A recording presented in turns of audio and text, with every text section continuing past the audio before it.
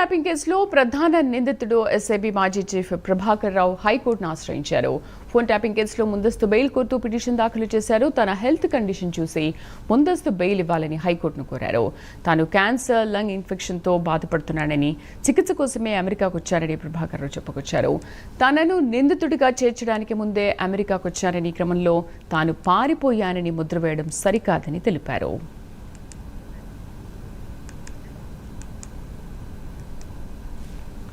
ఇక phone tapping కేసులో ప్రధాన నిందితుడు ఎస్ఐబి మాజీ చీఫ్ ప్రభాకర్ రావు హైకోర్టును ఆశ్రయించారు. ఫోన్ ట్యాపింగ్ కేసులో ముందస్తు బెయిల్ కోరుతూ పిటిషన్ దాఖలు చేశారు. పూర్తి సమాచారాన్ని మా కరెస్పాండెంట్ కుమార్ లైవ్ లో అందిస్తారు. కుమార్. Thank you Sridevi. తెలంగాణలోనే సంచలనం సృష్టించిన ఫోన్ ట్యాపింగ్ కేసులో మరొక కీలక పరిణామం చోటు చేసుకోబోతుంది.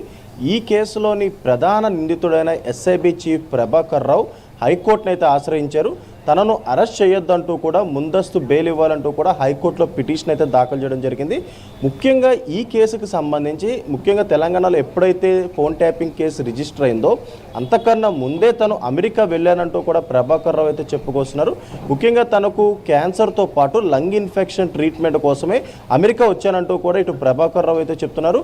అలాగే మరొక పక్క ఈ కేసుకు సంబంధించి తన నిందితుడిగా చేర్చేందుకు ఎలాంటి ఆధారాలు లేవంటూ కూడా ప్రభాకర్ రావు అయితే చెప్తున్నాడు.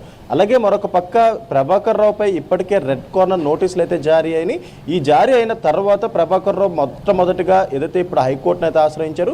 ఇప్పుడు తనను ముందస్తుగా అరెస్ట్ చేయకుండా ఉండేందుకు ముందస్తు బెయిల్ మంజూరు చేయాలంటూ కూడా హైకోర్టును అయితే ఆశ్రయించారు. అలాగే మరొక పక్క ఇటు ఫోన్ ట్యాపింగ్ కేసులోని తనను నిందితుడిగా చేర్చక ముందే తను అమెరికా వెళ్ళానంటూ కూడా ఆయన అయితే చెప్పుకొచ్చే ప్రయత్నం అయితే చేస్తున్నారు. ముఖ్యంగా ఈ కేసుకు సంబంధించి కొన్ని రోజుల క్రితం రెడ్ కార్నర్ నోటీస్ అయితే జారీ అయింది. ఇటు ప్రభాకర్ రావుతో పాటు శ్రవణ్ రావులపై రెడ్ కార్నర్ నోటీస్ అయితే జారీ అయింది. ఈ నేపథ్యంలోనే తనను ఇండియాకు రప్పించేందుకు హైదరాబాద్ పోలీసులు కూడా ఇప్పటికే సన్నాహాలు కూడా మొదలుపెట్టారు. ఇప్పుడు తాజాగా ఏదైతే హైకోర్టును ఆశ్రయించడంతో కూడా ఈ కేసులో మరొక సంచలనం రేపుతుందనే చెప్పొచ్చు. ఇప్పటికీ ఏదైతే శ్రవణ్ రావులను ఎస్ఐబి చీఫ్ ప్రభాకర్ రావును ఇండియాకు రప్పించేందుకు తెలంగాణ పోలీసులు అనేక విధాలుగా ప్రయత్నించారు. మొదటగా లుకౌట్ నోటీసులు జారీ చేశారు, పాస్పోర్ట్లు సీజ్ చేశారు. ఆ తర్వాత రెడ్ కార్నర్ నోటీసులు జారీ చేయడానికి సిబిఐని ఆశ్రయించారు. సిబిఐ కూడా ఏదైతే హైదరాబాద్ సంబంధించి పోలీసులు కూడా ఏదైతే పత్రాలు సమర్పించారో దాన్ని సంతృప్తిగా చెందిన తర్వాత ఏదైతే ఇది ఇంటర్పోల్కి సిఫార్సు చేశారు.